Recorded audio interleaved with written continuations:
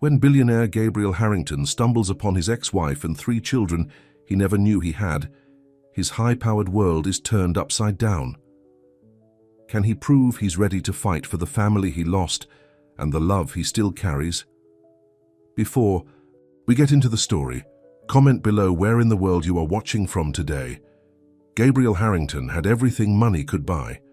At 38, he was one of the most successful tech entrepreneurs in the country.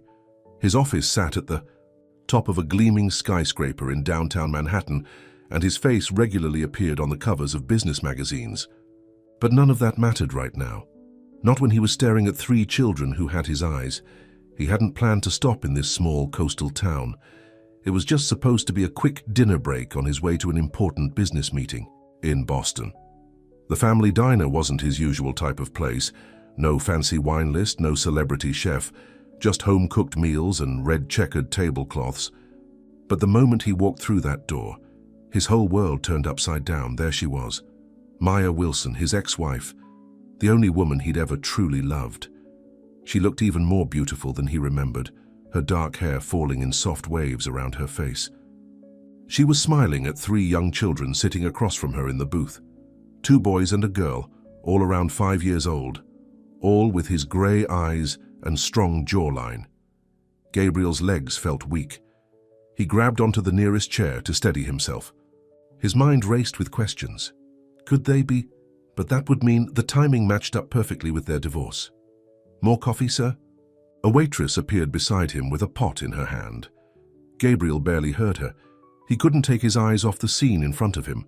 One of the boys was telling a story, his small hands moving excitedly. The little girl was giggling, her curls bouncing. And the other boy, he had Gabriel's serious expression, the one his mother used to tease him about. Before he knew what he was doing, Gabriel was walking toward their table. Maya looked up and the smile froze on her face. Her eyes widened with recognition, then fear. "Maya," he said, his voice barely a whisper. The children turned to look at him curiously. Up close, the resemblance was undeniable.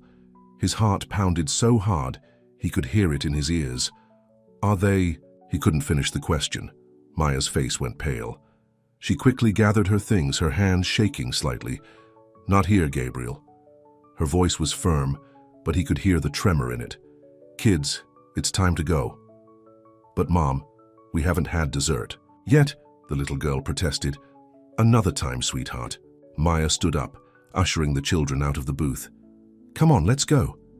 Gabriel stood there, frozen, as they hurried past him. The children glanced back at him curiously, but Maya kept them moving. The bell above the door jingled as they left. Watched through the window as Maya helped the children into a modest SUV. His mind was spinning. 3 children. His children. It had to be. The timing, their faces, it all made sense now. Gabriel pulled out his phone and cancelled his Boston meeting with a quick text. Then he called his assistant. "Linda, I need you to clear my schedule for the next few days and find me a hotel in—" He looked around for the town's name on a local newspaper. "In Millbrook Cove." That night, lying in his hotel room, Gabriel couldn't sleep. Images of the children's faces kept flashing through his mind.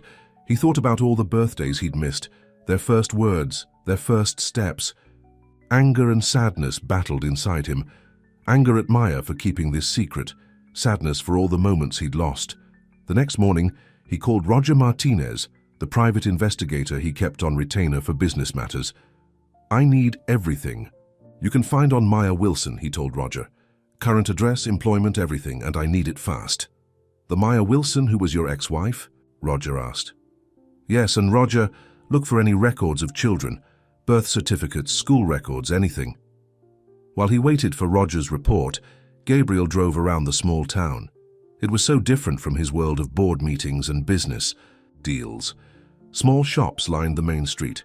Children rode their bikes on tree-lined sidewalks. Was this where his children had been growing up? He parked across from the elementary school at dismissal time, watching as parents picked up their children. Then he saw them, Maya's SUV pulling up, the 3 children running to meet her. His children. The thought hit him like a physical blow every time. His phone buzzed with a text from Roger. "Information ready, sending now." Gabriel opened the file and began to read.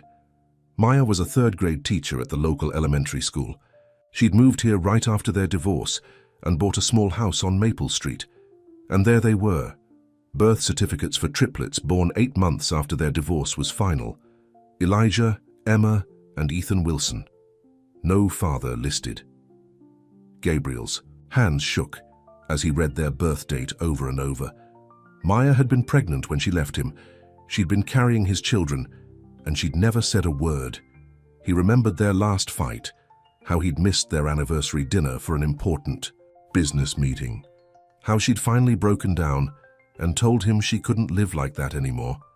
He'd been so focused on building his empire that he let the most important thing slip away. Now, sitting in his rental car outside the school where Maya taught, where his children learned and played, Gabriel made a decision. He wasn't going to let them slip away again. He needed answers, and he needed to be part of their lives. He had no idea how to make it happen, but he knew one thing for certain: his life would never be the same after today. The successful businessman who thought he had everything was about to learn what really mattered and fight for the family he never knew he had. Maya's hands shook as she made breakfast the next morning. She hadn't slept all night, knowing it was only a matter of time before Gabriel showed up at her door. The triplets sat at the kitchen table, arguing over who got the last chocolate chip waffle. "Mom, Ethan took my juice," Emma complained. "Did not. I had mine first," Ethan protested. Maya turned to settle the argument when the doorbell rang. Her heart stopped. Through the window she could see Gabriel's expensive car parked in front of her modest house. "Kids, go upstairs and get ready for school," she said, trying to keep her voice steady. "But Mom, we're not done eating," Elijah protested. "Now please." Her tone left no room for argument. The children trudged upstairs and Maya took a deep breath before opening the door. Gabriel stood there in his $1,000 suit, looking as handsome as ever, but his face was different, angry, hurt, confused. "Were you ever going to tell me?" he demanded, holding up a stack of papers.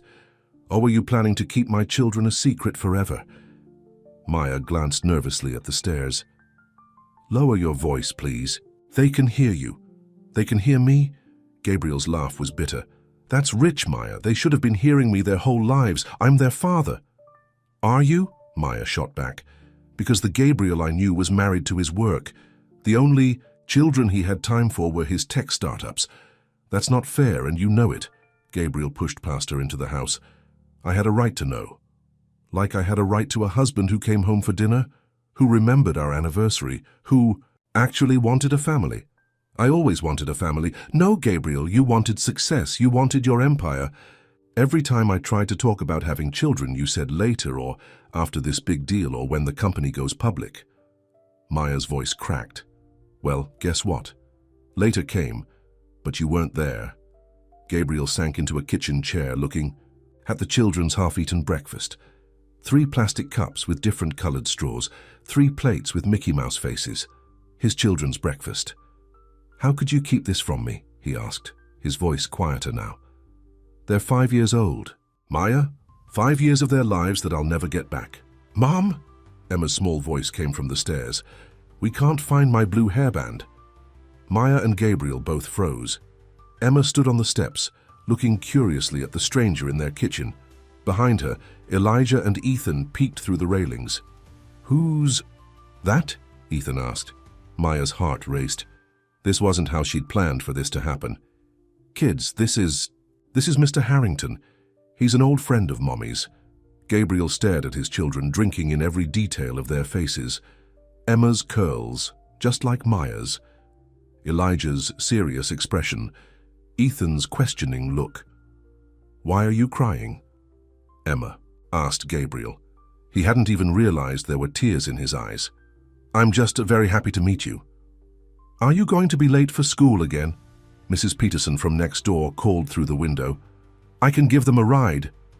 "Yes, please," Maya called back gratefully. "Kids, go with Mrs. Peterson. I'll pick you up after school."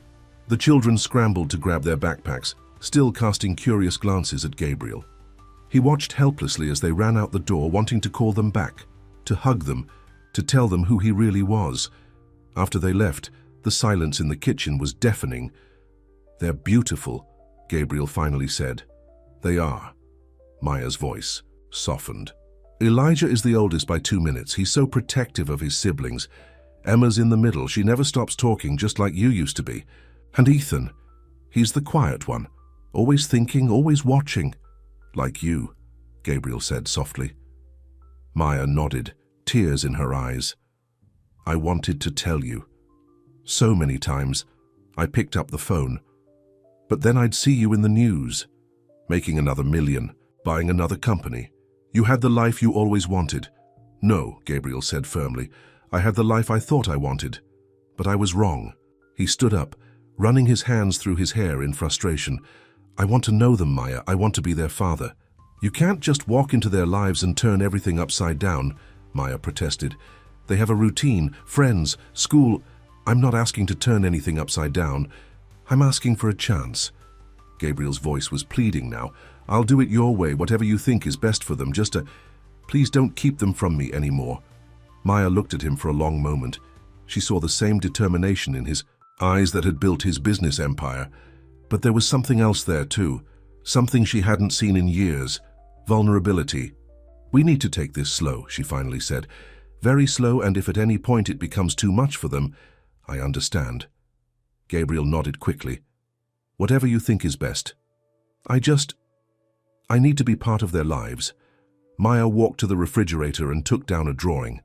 3 stick figures with huge smiles labeled Me, Emmy, and Than, Elijah's latest masterpiece. "This won't be easy," she warned, handing him the drawing. "They're going to have questions. Hard questions." Gabriel stared at the drawing, his finger tracing the childish scrawl. "I know, and I'll answer every single one. I'll do whatever it takes." As he left Maya's house that morning, Gabriel knew his life would never be the same. Board meetings and business deals suddenly seemed meaningless compared to a blue hairband and chocolate chip waffles. He had a lot to learn about being a father, and even more to prove to Maya about being the man she needed him to be. But for the first time in years, he felt truly alive. He had a family. Now he just had to figure out how not to lose them again. A week had passed since the confrontation in Maya's kitchen. Gabriel sat in his rental car outside the elementary school, watching families gather for the annual spring carnival. Colorful balloons decorated the playground, and the sound of children's laughter filled the air. Maya had finally agreed to let him spend some time with the triplets today, away from the quiet observation of their neighbors. His phone buzzed. Another message from his assistant. "Mr. Thompson wants to know when you'll be back for the merger meeting." Gabriel turned his phone off. For the first time in his life, business could wait. He saw Maya's SUV pull into the parking lot. His heart raced as the triplets tumbled out, wearing matching Millbrook Elementary Spring Carnival t-shirts. Maya had dressed Emma's curls with the blue hairband he'd seen her searching for that first morning. "Mr. Harrington." Emma waved enthusiastically. When she spotted him, "Mum said you're coming to the carnival with us." Gabriel got out of his car, trying to hide how his hands were shaking. "That's right. I hope that's okay with you guys." Ethan hung back shyly, while Elijah gave him a suspicious look. "Do you even like carnivals?" Elijah asked. "Elijah," Maya warned softly. "It's okay," Gabriel said. "Actually, I haven't been to a carnival in a long time. Maybe you could show me what's fun here." Emma grabbed his hand without hesitation. "The bouncy castle. You have to see the bouncy castle." The simple touch of his daughter's small hand in his nearly brought tears to his eyes. Maya noticed and quickly said, "Why don't we get some tickets first?" At the ticket booth, Gabriel pulled out his wallet. "I've got this." "Gabriel," Maya protested, but he was already handling over his credit card. "Please let me do this one small thing." The carnival was a world away from Gabriel's usual environment of corporate boardrooms. Emma dragged him from one attraction to another, her excitement infectious. Ethan gradually warmed up, especially when Gabriel proved to be good at the ring. "Toss game. How did you do that?" Ethan asked in awe as Gabriel won him a stuffed dinosaur. "I used to practice throwing paper balls into the trash can during boring meetings," Gabriel admitted, making Ethan giggle. Elijah remained standoffish, staying close to Maya. When they stopped for cotton candy, he refused to sit next to Gabriel. "Why are you really here?"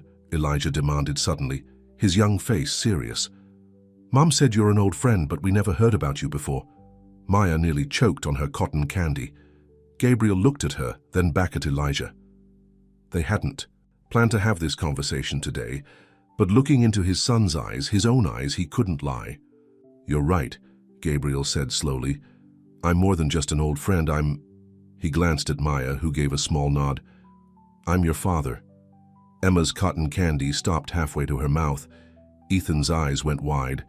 Elijah just stared. No, you're not, Elijah said firmly. We don't have a father. Mom says we're special because we just have her.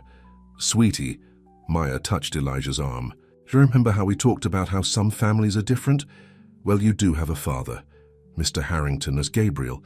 He's your dad, all of yours.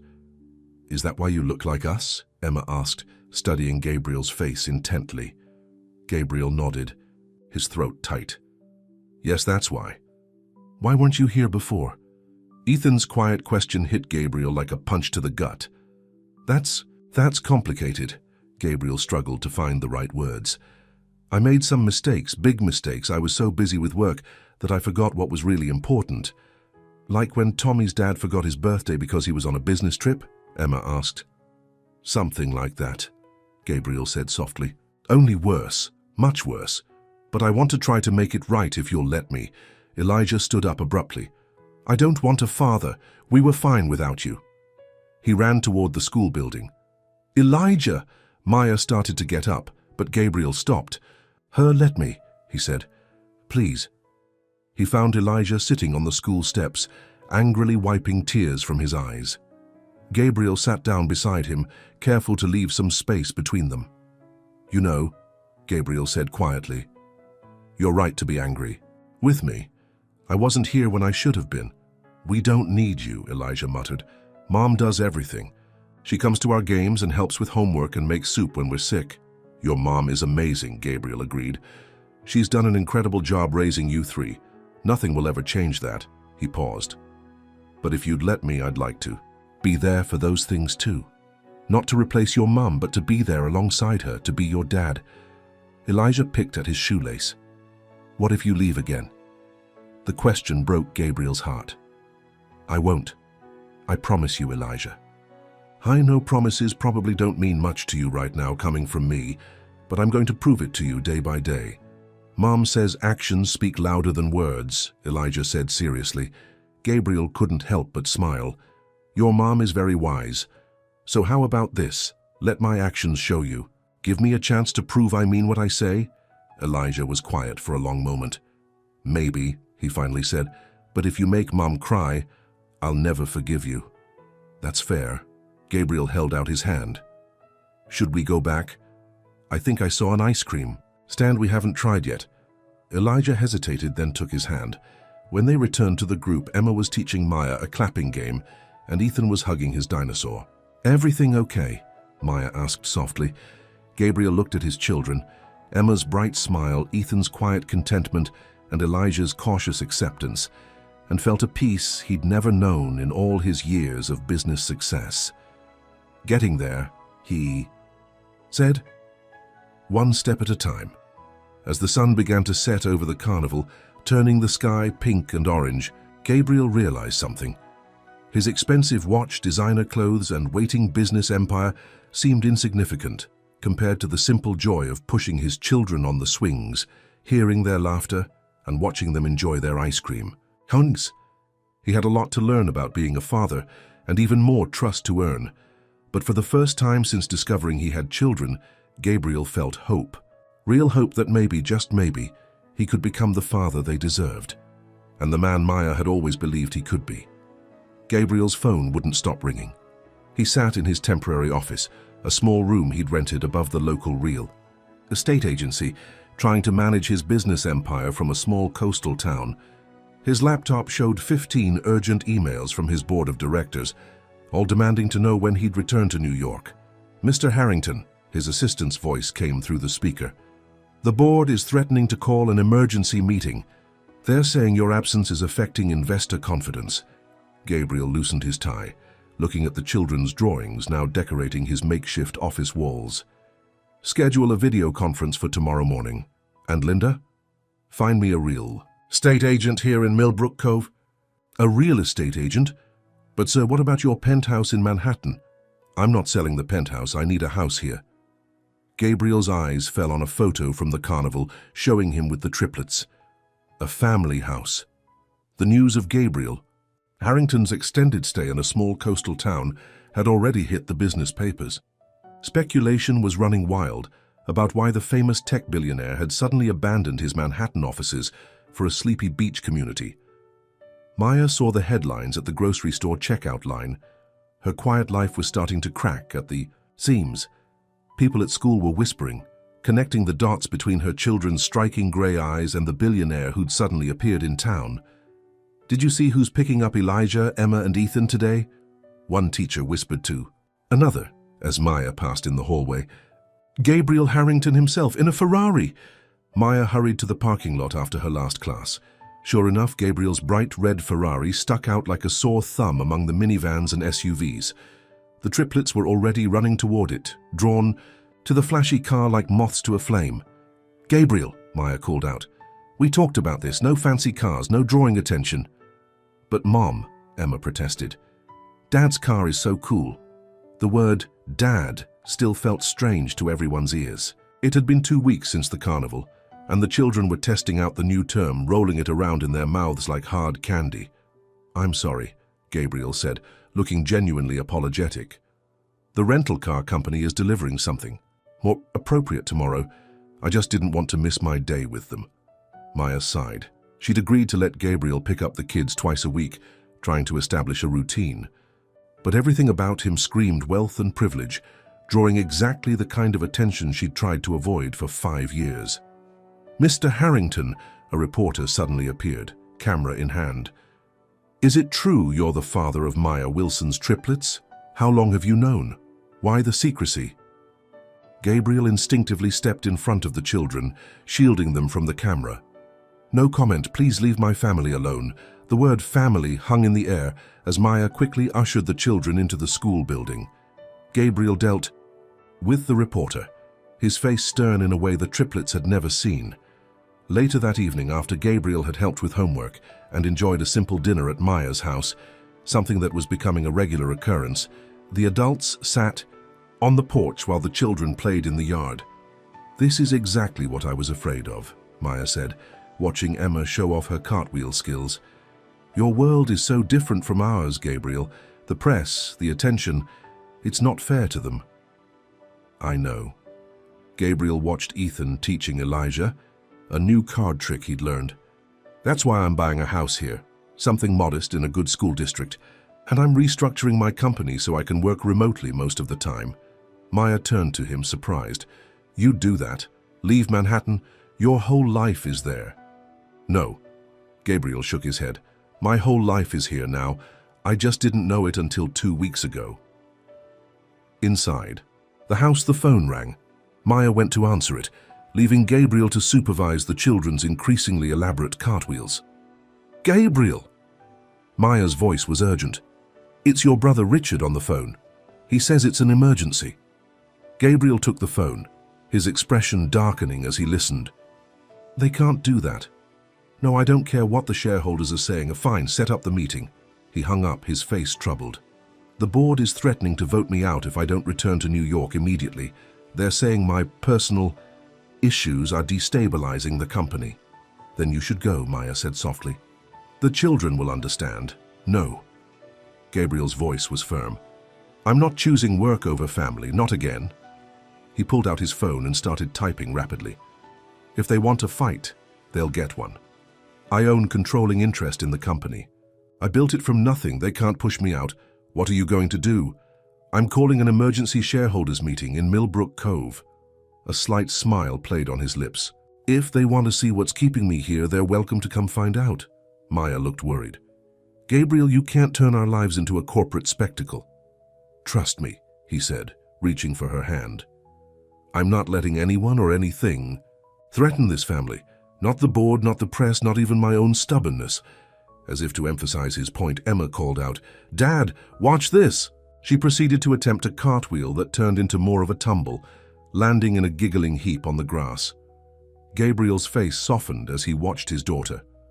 5 years ago, he would have been in his office until midnight, obsessing over stock prices and market shares. Now watching Emma's cartwheels seemed infinitely more important than any board meeting. "I made a choice once," he told Maya quietly. "I chose wrong. I'm not making that mistake again." But as the sun set over their quiet evening, storm clouds were gathering.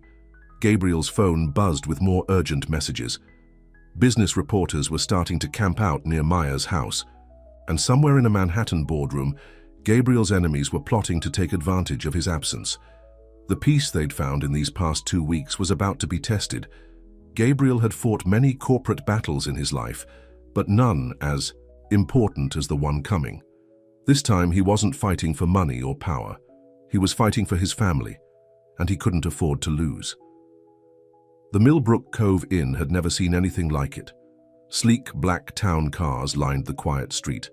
As New York's business elite filed into the small hotel's conference room, ladies in designer suits picked their way carefully across the beach town's sandy sidewalks in their expensive heels. Gabriel had chosen this location deliberately. Let them see his new world. "Are you sure about this?" Maya asked, straightening. Gabriel's tie in the hotel lobby. She'd never seen him look more serious. "They need to understand that I'm not coming back to New York full-time. Ever."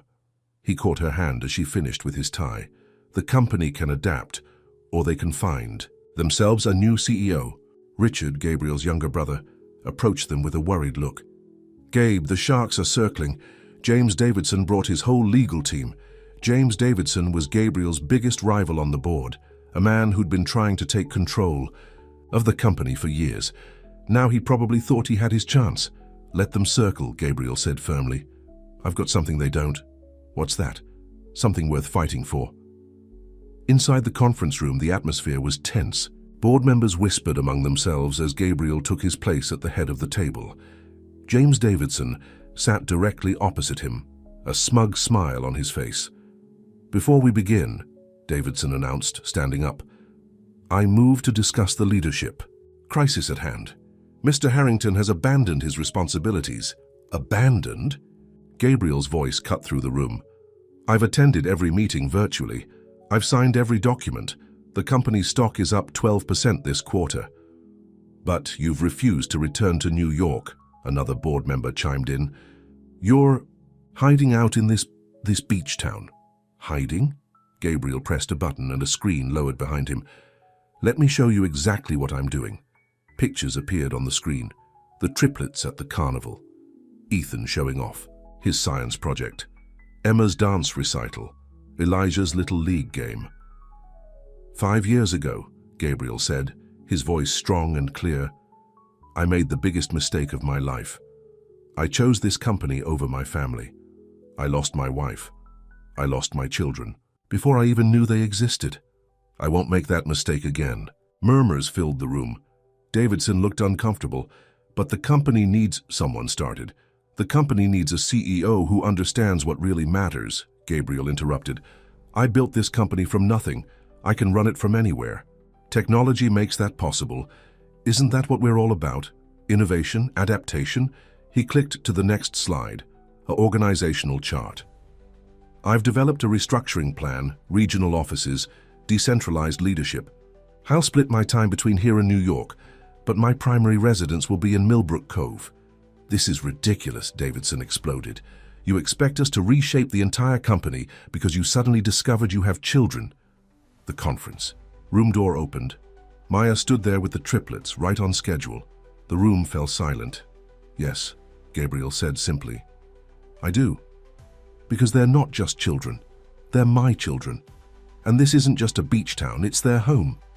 Emma waved at the room full of strangers. Ethan held tight to Maya's hand. Elijah stared straight at Davidson with Gabriel's own determined expression. "Ladies and gentlemen," Gabriel continued, "you have a choice. Either accept these changes or buy me out. I own 43% of this company.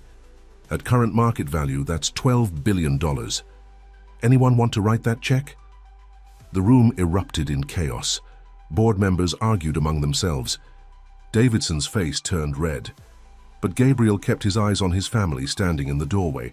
Richard leaned over to his brother. You really would walk away from everything? In a heartbeat, Gabriel replied, but I won't have to. They need me more than I need them. He was right. After hours of heated debate, the board voted to accept Gabriel's restructuring plan. Davidson stormed out promising revenge, but everyone knew he'd lost. Later that evening, Gabriel sat on Maya's porch swing, exhausted but content. The children played with their new puppy, a gift he'd promised them if they behaved during the boring grown-up meeting. That was quite a show you put on, Maya said, bringing him a cup of coffee. I meant every word. He watched as Emma tried to teach the puppy to sit. I'm not going anywhere, Maya. Whatever it takes, however long it takes, I'm here. Dad, Ethan called out. The puppy won't listen. Coming. Gabriel handed his coffee back to Maya. Duty calls. Maya watched as Gabriel joined the children on the lawn, showing them how to hold the treat just right to get the puppy's attention. The mighty CEO of Harrington Tech was on his knees in the grass, his expensive suit getting dirty, and he couldn't have looked happier. Her phone buzzed with a news alert. Harrington Tech CEO revolutionizes corporate structure for family values. Below was a photo of Gabriel with the triplets taken outside the hotel. Maya should have been worried about the publicity, about their quiet life being disrupted. But looking at Gabriel with their children, really looking at him, she saw something she hadn't seen in years, the man she'd fallen in love with. The man who, when he truly believed in something, would move heaven and earth to make it happen. The puppy finally managed to sit on command, and the children erupted in cheers. Gabriel looked up, caught Maya's eye, and smiled. A real smile. Not the polished one he used for business magazines. In that moment, Maya realized something that scared her a little. She was starting to believe in him again. And that was more terrifying than any corporate power play or media attention, because believing in Gabriel Harrington was what had broken her heart the first time. Could she risk it again? As she watched him scoop up Emma for a victory hug while Elijah and Ethan took turns commanding the puppy to sit, she realized she might not have a choice. Her heart was already deciding for her. Mom, can Dad come to parents' night? Emma asked one morning over breakfast, making Maya nearly spill her coffee. It had been 2 months since the shareholders' meeting, and Gabriel had become a constant presence in their lives. Well, Maya looked at her daughter's hopeful face. I suppose we could ask him.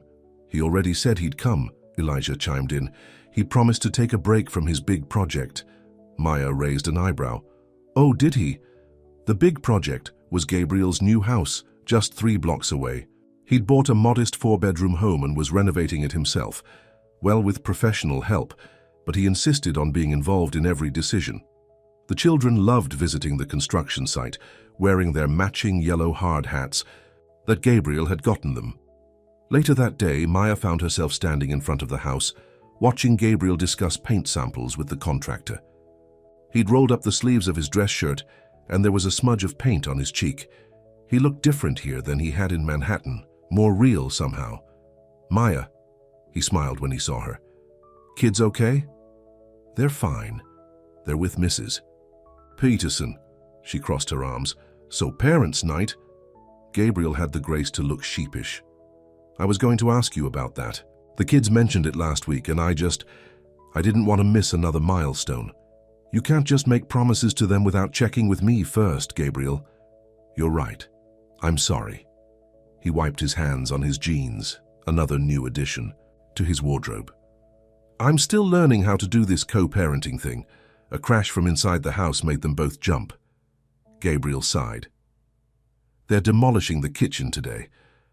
Want to see the plans? Maya followed him inside, carefully stepping over debris. Gabriel pulled out a set of blueprints. The kitchen will open up to the family room, he explained, pointing. And look, a homework nook here with plenty of space for 3 desks. Maya looked at the plans, her throat tight. Everything was designed with the children in mind. A craft room for Emma's art projects, built-in bookshelves for Ethan's growing library, a backyard perfect for Elijah's sports practice. You're really serious about this, she said softly. About being their father? About making a real home here? Gabriel met her eyes. Yes. I've never been more serious about anything. A bit of paint was still on his cheek. Without thinking, Maya reached up to wipe it off. Her hand froze when she realized what she was doing, but Gabriel caught it gently before she could pull away. "Maya." His voice was rough with emotion. The moment was broken by the contractor calling for Gabriel's opinion on something. Maya stepped back quickly, her heart pounding. "I should go," she said. "The kids will be home soon." "Right." Gabriel cleared his throat. "About parents' night." "Yes, you can come." Maya headed for the door. "Just no expensive gifts or grand gestures, okay? I promise, just a normal dad at a normal school event." But nothing about Gabriel Harrington was normal, as the media proved the very next day. The morning news showed pictures of him at the construction site, speculating about why a billionaire was personally overseeing home renovations in a small town. "Harrington's hardware store visits. Is America's most eligible CEO off the market?" one headline screamed. Maya saw the newspapers at the school and groaned. Her fellow teachers tried to pretend they weren't curious, but she could feel their eyes on her. That afternoon, she found a note in her classroom mailbox.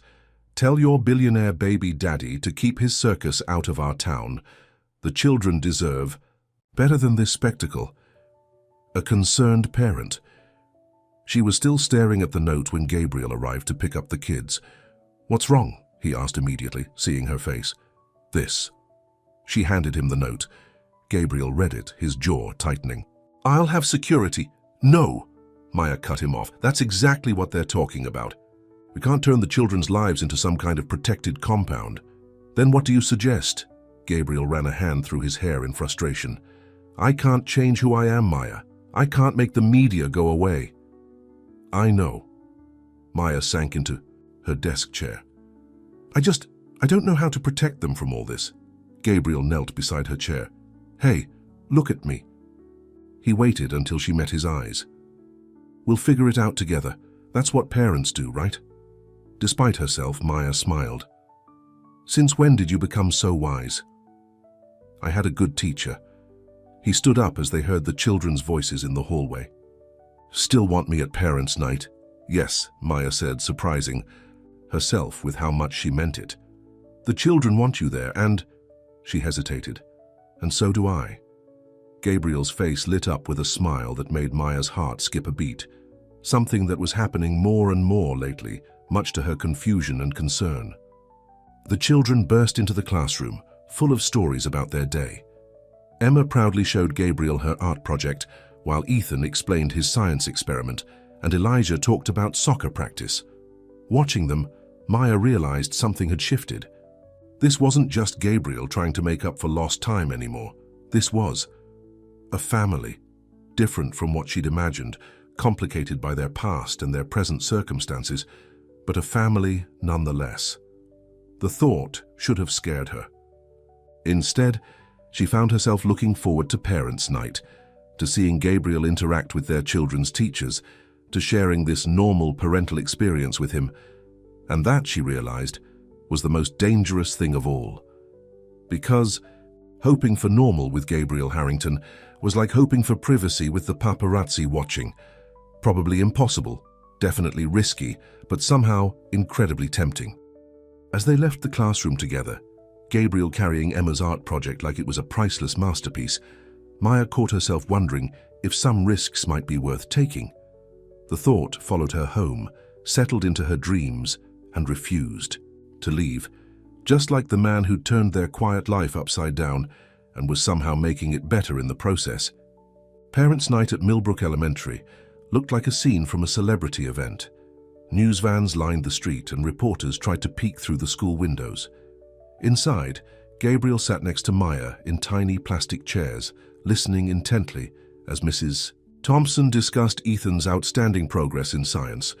"He has a brilliant mind for problem solving," the teacher said, showing them Ethan's latest project. "Just like his father, I hear." Maya glanced at Gabriel, who was beaming with pride.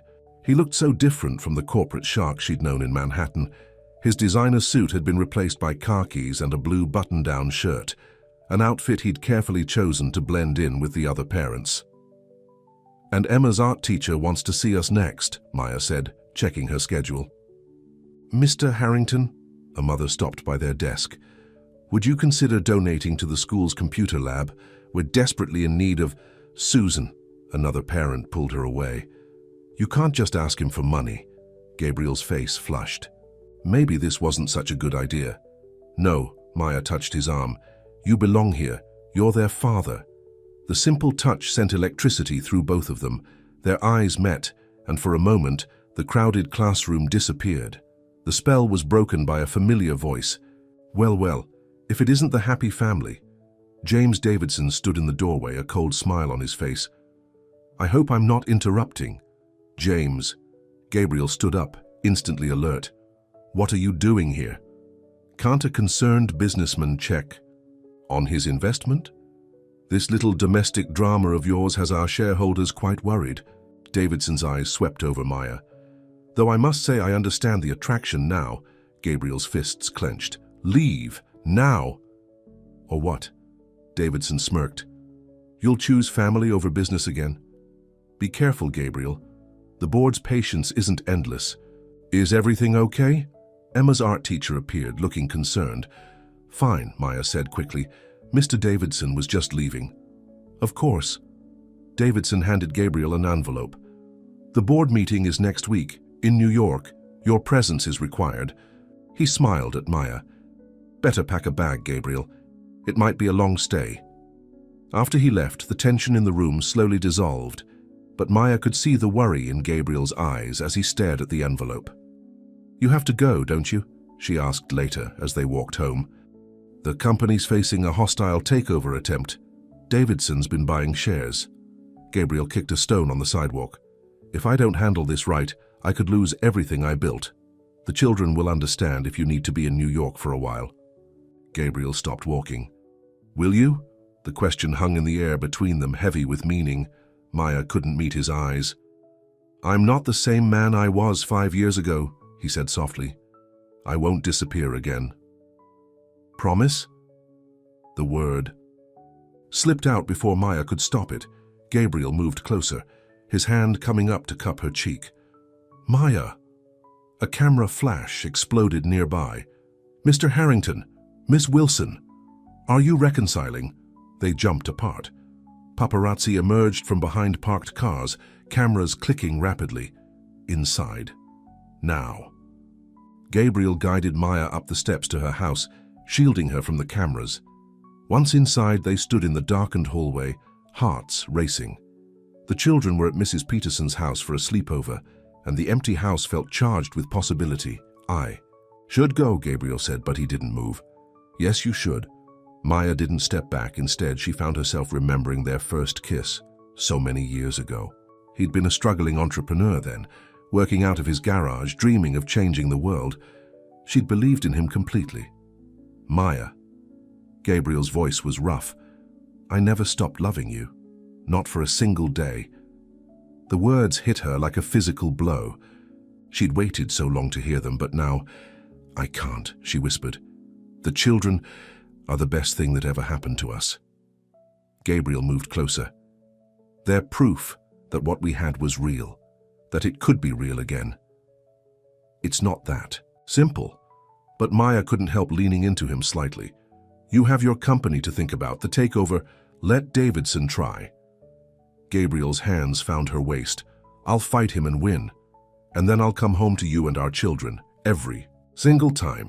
You make it sound so easy. It's not easy. It's right. When he kissed her, it felt like coming home. Like the past 5 years melted away, but also like something new was beginning. Something stronger, deeper, built on the foundation of who they'd become. But as Maya melted into the kiss, her phone buzzed. A news alert showed their almost kiss outside, captured by the paparazzi. The headline read, Billionaire's Secret Family, the full story. Reality crashed back in. Maya pulled away, her eyes filling with tears. I can't do this to them, she said. The media circus, the attention. They deserve a normal life. Maya, please, you need to go to New York. She stepped back, wrapping her arms around herself. Deal with the takeover. Protect your company. The children and I will be here when you get back. And us? Gabriel's voice cracked slightly. Maya touched his cheek gently. One step at a time. Prove to me that things really are different now. Gabriel caught her hand, pressed a kiss to her palm. I will. Whatever it takes. As he left, Maya watched through the window as he dealt with the photographers, his CEO persona sliding back into place.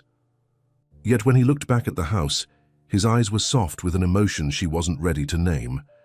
Upstairs, she found one of his suit jackets hanging in her closet, left there after he'd gotten soaked playing in the sprinkler with the kids last weekend. The fabric still held a trace of his cologne. Maya sat on her bed holding the jacket and allowed herself to imagine a future where their worlds could truly merge, where love really could be enough to bridge the gap between their past and present. But first, Gabriel had a battle to fight in New York, and Maya had 3 children to protect from the storm that was surely coming. The first week without Gabriel felt endless. The children moped around the house, missing their evening games and bedtime stories. Ethan kept asking when Dad would call on video chat. Emma drew picture after picture of their family, always including Gabriel. And Elijah had gone quiet again, just like when Gabriel first appeared in their lives. He promised he wouldn't leave, Elijah said one night, his voice small in the darkness of his bedroom. He promised, Mum. Maya sat on the edge of his bed, stroking his hair. He's coming back, sweetheart. Sometimes grown-ups have to deal with tough situations. That's what Tommy's dad said before he moved to California. The words hit Maya like a punch to the gut. Before she could respond, her phone lit up with a video call from Gabriel. Dad! Emma and Ethan rushed in, having heard the familiar ringtone. Gabriel's tired face appeared on the screen. He looked exhausted, his tie loose around his neck, dark circles under his eyes, but his smile was genuine when he saw the children. Hey, Munchkins, ready for your bedtime story? Every night, no matter how late it was in New York, Gabriel called to read to them. Tonight it was Where the Wild Things Are, complete with funny voices that made even Elijah crack a smile. After the children were asleep, Maya took the phone to the porch. You look terrible, she said softly. Gabriel ran a hand through his disheveled hair. Davidson's worse than I thought. He's been planning this for months, maybe years. He's turned half the board against me. Can he really take your company? Not if I can help it. Gabriel's face hardened. But Maya, the things he's threatening to expose. What do you mean? He's hired private investigators. They're digging into our past, into your life with the children. He's trying to paint me as an absent father who abandoned his family. But that's not what happened. I never told you about them. I know, but Davidson's twisting everything. He's even suggesting. Gabriel hesitated. He's suggesting I knew about the pregnancy and paid you to keep quiet. Maya felt sick. That's ridiculous. I have all the documentation, the divorce papers, the children's birth certificates. He doesn't care about the truth. He just wants to create enough scandal to force me out. Gabriel looked away from the camera for a moment. Maya, I need to ask you something. Would you and the children consider coming to New York? What? Why? To show a united front. To prove that we're a real family, not some scandal Davidson can exploit. Maya stood up, pacing the porch. You want to parade our children in front of the media? Use them as props in your corporate war? No, I want to protect them. Maya, please. Davidson's people are heading to Millbrook Cove.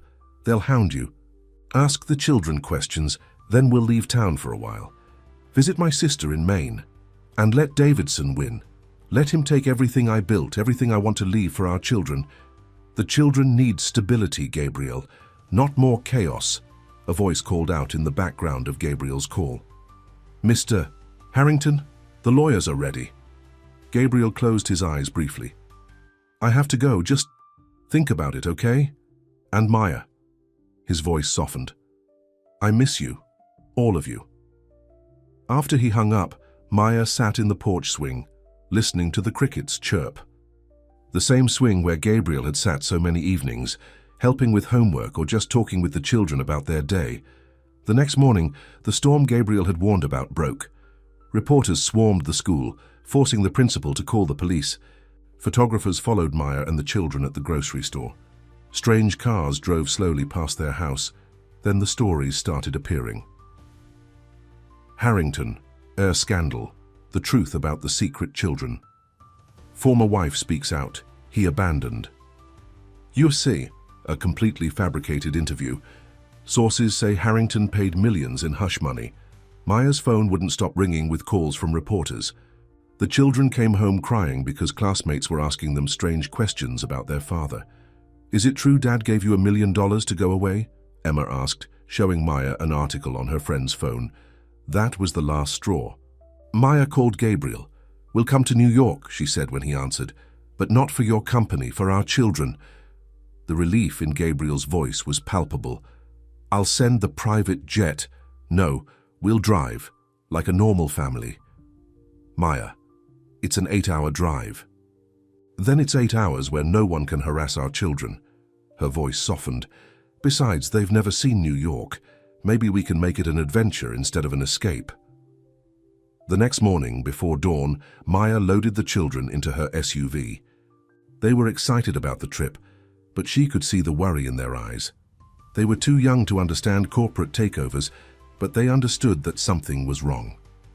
As they pulled out of Millbrook Cove, Maya caught a glimpse of Davidson's investigators watching from a black car. Let them watch, she thought fiercely. Let them see a mother protecting her children. 8 hours later, they pulled up to Gabriel's Manhattan penthouse. He was waiting outside, looking more disheveled than Maya had ever seen him. The moment he saw them, his whole body relaxed. The children tumbled out of the car, running to him. Gabriel dropped to his knees, gathering all three into his arms. I missed you so much, he murmured, holding them tight. Maya watched the reunion, her heart twisting. This wasn't the same man who'd chosen his company over their marriage 5 years ago. This was a father who looked like he hadn't slept in days because he missed his children so much. As if reading her thoughts, Gabriel looked up and met her eyes over the children's heads. The love in his gaze made her breath catch, but behind him the New York skyline loomed like a warning. They weren't in Millbrook Cove anymore. This was Gabriel's world, a world of corporate raiders and hostile takeovers, of wealth and power, and constant scrutiny. The question was, could their fragile new New York City sparkled outside the penthouse windows, but the children hardly noticed. They sat at the massive dining room table, picking at their breakfast while Gabriel argued on the phone in his home office. I don't care what Davidson told the press, his voice carried through the closed door. Get our lawyers on it now. Maya poured more orange juice for Emma, trying to maintain a sense of normalcy. They'd been in Manhattan for 3 days, and everything felt wrong. The children were cranky and unsettled. The private school Gabriel had arranged for them felt too fancy, too different from their comfortable elementary school back home. Mom, can we go to the park? Ethan asked quietly. There are photographers outside, sweetheart. Maya hated saying no, hated seeing their world shrink to this gilded cage. The office door opened, and Gabriel emerged looking like he'd aged 10 years in 3 days. Still, he managed a smile for the children. Hey, who wants to see where Daddy works? Emma brightened a little. Can we see your big office, the one in the pictures? Of course, Princess, we'll make a day of it. Gabriel caught Maya's worried look. The building has security. They'll be safe there. An hour later, they walked through the gleaming lobby of Harrington Tech's headquarters. The children's eyes went wide at the massive video walls and floating holograms. Security guards kept the press at bay outside. Mr. Harrington, his assistant. Linda hurried over. The board is asking about the shareholders' meeting. Not now, Gabriel cut her off, leading the children to the private elevator. His office took up half the top floor, with views that made even Maya catch her breath. But what caught everyone's attention was the wall of family photos Gabriel had put up.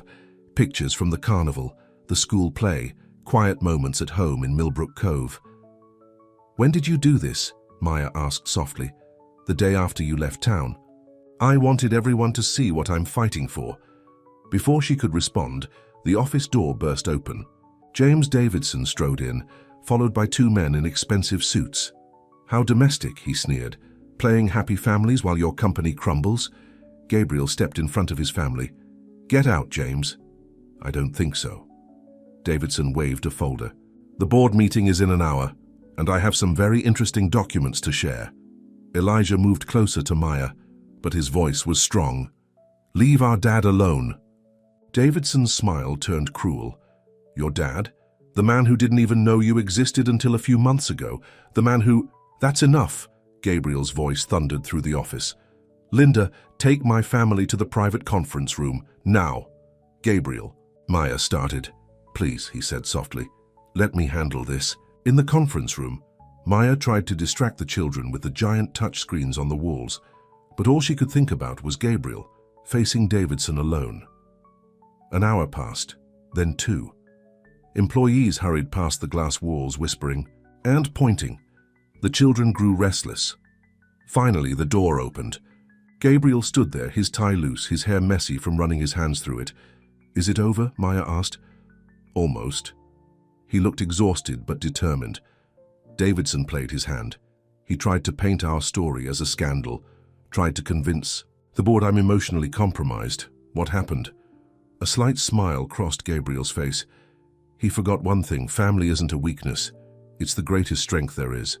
He walked to the wall of photos, touching one of Ethan's science fair project. I showed the board these pictures, told them about Ethan's brilliant mind, Emma's creative spirit, Elijah's determination, showed them the house I'm building in Millbrook Cove, and I reminded them that every product we've created, every innovation we've made, was about making the world better for families, for children, for the future. He turned to face them. I told them I'm a better CEO now because I understand what really matters. Maya felt tears in her eyes. Did they believe you? Before Gabriel could answer, Linda burst in. Sir, the votes are in. Everyone hurried back to Gabriel's office where the board members were gathering on video screens. The children held hands tightly, not fully understanding what was happening but knowing it was important. The chairman of the board cleared his throat. After careful consideration of all evidence presented, the board has voted to retain Gabriel Harrington as CEO, with full authority to implement his proposed restructuring plan. Emma squealed with delight. Ethan and Elijah high-fived each other, but Maya kept her eyes on Davidson, who stood in the corner looking murderous. This isn't over, he snarled. Yes, it is. Gabriel's voice was steel. Your shares will be bought. Out at market value. There's a car waiting to escort you out. Never come near my family again. After Davidson was gone, after the board members had signed off, after Linda had cleared Gabriel's schedule for the rest of the day, the family stood together looking out at the city. Can we go home now? Elijah asked quietly. Home to Millbrook Cove? Gabriel looked at Maya. She nodded. Home to Millbrook Cove. Gabriel gathered them all into a hug. His family safe in his arms at last. He'd won the battle for his company, but he knew that wasn't his greatest victory. His greatest victory was right here, in the love of 3 children who called him Dad, and in the softening eyes of the woman who was starting to believe in him again. Let's go home, he said. But as they prepared to leave his office, a final call came through. Linda's face was grave as she delivered the message. Sir, there's been an incident at the house in Millbrook Cove. A fire. Maya's gasp echoed through the suddenly silent office. Their happy ending had just hit another obstacle, and this one threatened the very home they were trying to return to. Gabriel's private jet touched down in record time, but the drive from the airport to Millbrook Cove felt endless. Smoke was visible from miles away, rising into the evening sky. Maya clutched Gabriel's hand in the back of the car while the children slept, exhausted from the emotional day. Please, Maya whispered, not our home. When they reached their street, fire trucks still lined the road, but it wasn't Maya's house that had burned. It was Gabriel's renovation project, the family home he'd been building for them. The roof had collapsed and the walls were charred black. No, Emma cried, waking up to see the destruction. Dad's house! The fire chief approached as they got out of the car. Mr. Harrington, we found evidence of accelerant. This wasn't an accident. Gabriel's face darkened. Davidson, we've already arrested a suspect, the chief continued. He confessed that Mr. Davidson paid him to do it. Elijah kicked at the burned grass. Now we can't live here. Hey. Gabriel knelt down beside him. It's just a house. What matters is that we're all safe. Maya looked at the ruins of what should have been their fresh start. All the careful plans, The children's special rooms, the family spaces Gabriel had designed with such love, all gone. "What do we do now?" she asked. Gabriel stood up, determination replacing the anger in his eyes. "We rebuild. Together." That night, they all stayed at Maya's house. Gabriel made hot chocolate with extra marshmallows, and they gathered in the living room, surrounded by familiar comfort. "Can we help rebuild the house?" Ethan asked, his creative mind already working. "Of course," Gabriel smiled. "In fact, I think we should all design it together this time." Emma perked up. "Can I have a bigger art room? And maybe a telescope room," Ethan added. "What about you, Elijah?" Gabriel asked softly. Elijah had been quiet since seeing the burned house. Now he looked up at his father with serious eyes. "Will you really stay this time?" "Even after everything's fixed?" The room went silent. Maya held her breath, watching Gabriel carefully. "Come here, buddy." Gabriel opened his arms, and for the first time, Elijah went to him willingly. "I'm not going anywhere. Ever. In fact," he looked at Maya. "I was thinking maybe we could rebuild right here." "What do you mean?" Maya asked. "This house. Your house. Our home. We could expand it, add the rooms the children want. Keep all the memories while making room for new ones. But what about your big plans, the fancy new house?" Gabriel shook his head. "I was trying to build something impressive, but I don't need impressive. We need home. And this has always been home." Maya looked around her small living room. The walls could use fresh paint. The furniture was well worn, but every scratch and dent held a memory. The height marks on the doorframe showing the children's growth, the stain on the carpet from Emma's first art project, the window seat where she'd read countless bedtime stories. "Are you sure?" she asked Gabriel. He reached for her hand. "I'm sure about us, about this family. The rest is just details." 2 months later, construction crews worked on expanding Maya's house. The children had helped design their new rooms, and Gabriel had scaled back his grand plans to something that fit their neighborhood better.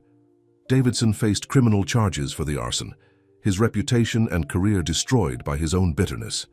The media gradually lost interest in the story, especially after Gabriel gave one honest interview about falling in love again with his family. On a warm Saturday morning, Maya stood in her backyard, watching Gabriel teach the triplets how to plant vegetables in their new garden. He'd traded his business suits for jeans and t-shirts on weekends, working remotely most days so he could be home for dinner. "Mom," Emma called, "come help us plant tomatoes." Maya joined her family in the dirt, laughing as Ethan explained the scientific process of photosynthesis, while Elijah competed to dig the deepest hole. "Happy?" Gabriel asked softly, pulling her close. Maya looked at their expanded home, at their children playing freely without photographers watching, at the man who had finally learned that true wealth wasn't measured in dollars. "Yes," she said, and kissed him.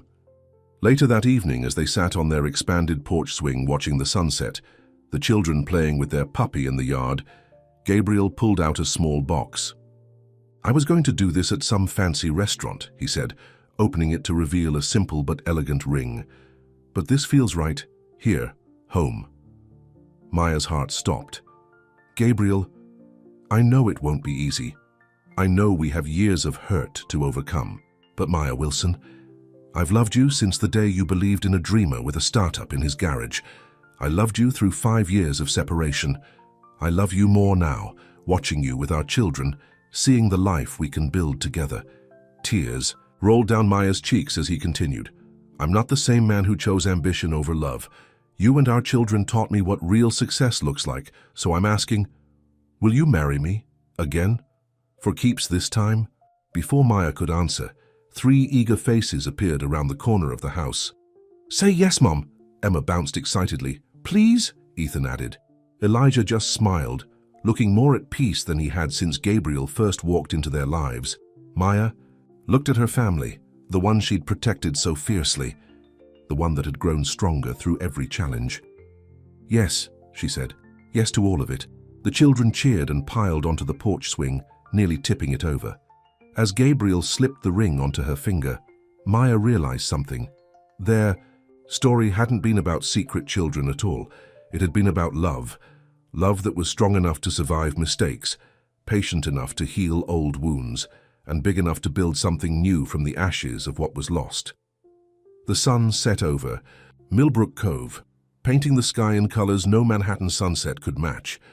In the distance, their expanded home glowed with warmth and promise, and on the porch a family that had found its way through storms and fires held onto each other, knowing that the greatest adventures weren't in corporate boardrooms or city penthouses, but right here in the simple miracle of being together. "I love you," Gabriel whispered into Maya's hair. "I love you too," she said, meaning it fully for the first time since he'd walked back into her life. Their children whispered gross and giggled, the puppy barked at a passing butterfly, and somewhere in the house, dinner was burning in the oven. But it was perfect, perfectly imperfect, perfectly them, perfectly home. The end.